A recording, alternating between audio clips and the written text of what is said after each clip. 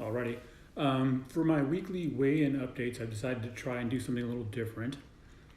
I'm going to go ahead and just do a video of it. I will link this on my blog, but I thought it might be just nicer to hear me talking about it and not just typing it in. Now, you may occasionally see me look down. That's because I'm 48 and my memory isn't as good as I'd love it to be. So I've written notes that'll be about the numbers. For those who are new to this journey, who've only been following me on YouTube, I'll go ahead and start with the beginning. January 1st is when I started my ketogenic journey.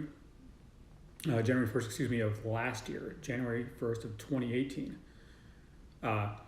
When I did, I weighed myself in that morning, and I weighed in at 352.6 pounds. That's a lot. That's quite a bit. And my body fat was 52%, more fat than anything else. That in and of itself is impressive. If you look at it in terms of pounds, I had 183.4 pounds of body fat. That's a full-grown adult. Definitely not bragging about that, but it is what it is. And I mention this because I want you guys to understand where I started from and the age I started. I was 47 at the time that I started. I'm 48 now, but it's never too late to start this journey. But that was my starting point. Obviously, a lot of room for improvement. Haha, if you'll pardon the pun. The reason why I decided it was time, I live with my parents. I moved down here to Alabama to help my parents out, and I just didn't feel I was meeting that goal at 352.6 pounds. And I'm only getting older. And I don't want things to be a struggle for me, because if they're a struggle for me, or I get winded easily, or I'm having difficulty doing things, it cuts into my ability to help them, and that's why I'm here. So last year, at the beginning of last year, I decided it was time to change. It was time to make a difference, and I started the ketogenic diet. I'm not going to go ahead and cover the progress between now and then. You can go back on my blog, which I'll link below, if you were interested in seeing the notes on how I've done so far. I'll just cover last week and this week. Last week I weighed in at 269 pounds. So quite a big difference from the 352.6 I started at. The muscle mass, I have a scale that does body composition. The muscle mass was 28.1%, so 75.6 pounds of muscle mass. Now, how they get these numbers, I'm not totally sure. I think it might be calculated, so keep that in mind. The fat percentage was 35.8, 96.3 pounds. So I'm almost half as much body fat as I used to have as of the last week.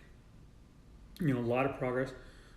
Unfortunately, last week was an increase in weight in everything from the week before that, so I did slip a little bit.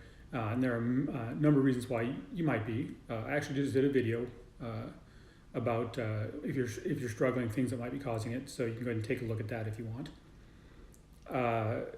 But overall, I've made a lot of progress. I'm still looking at over 80 pounds, even as of last week, 80 pounds of progress. So, you know, I'm definitely not upset about this. This week, I weigh myself in on Mondays, and I will probably try to do these Monday nights and get them posted Monday nights. I'm running a little bit behind schedule. It's been a busy week. But this week, I weighed in at 265.8 pounds. So down another 2.2 pounds.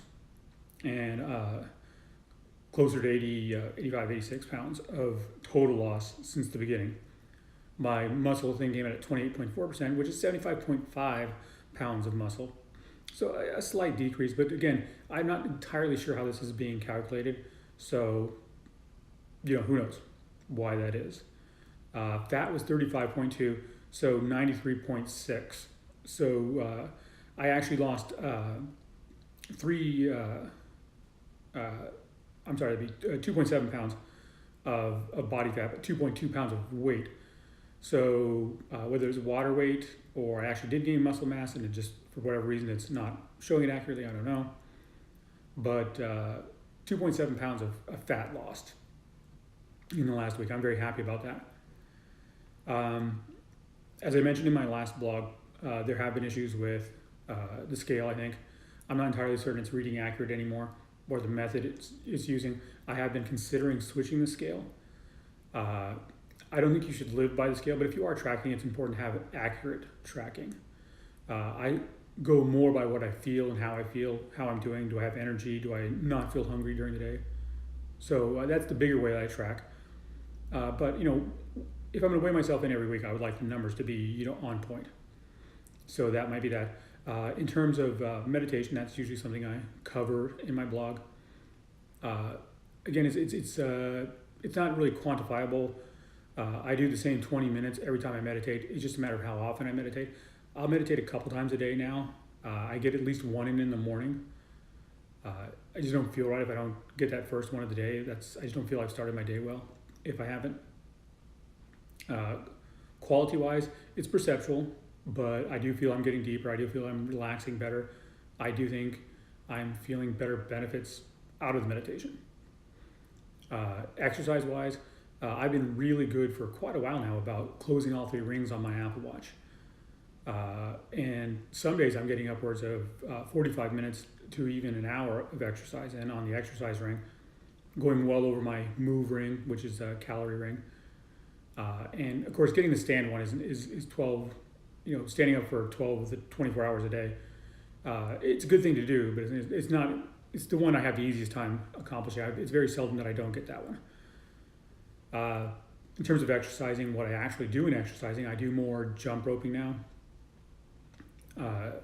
I use a kettlebell now. I bought a kettlebell that I do kettlebell swings with. And I get more vigorous exercise in to get the heart rate up. I've been working on getting the heart rate up because I have noticed that I have been plateauing. I've been kind of going like a little up and down, a little up and down. And I'm not making a lot of forward progress, but I am making progress. But I'd like to get that jump started again and get really moving again, where I'm not fluctuating and where it's going down and it's going down consistently. In terms of other betterment projects, I've been working on learning a new language, Spanish, and just overall being better towards how I treat people. Parents are coming in, so I'm gonna need to cut this short. That wraps up everything I was gonna tell you anyways. So to show you I'm learning Spanish, I will say que tenga un buen día and have a great day.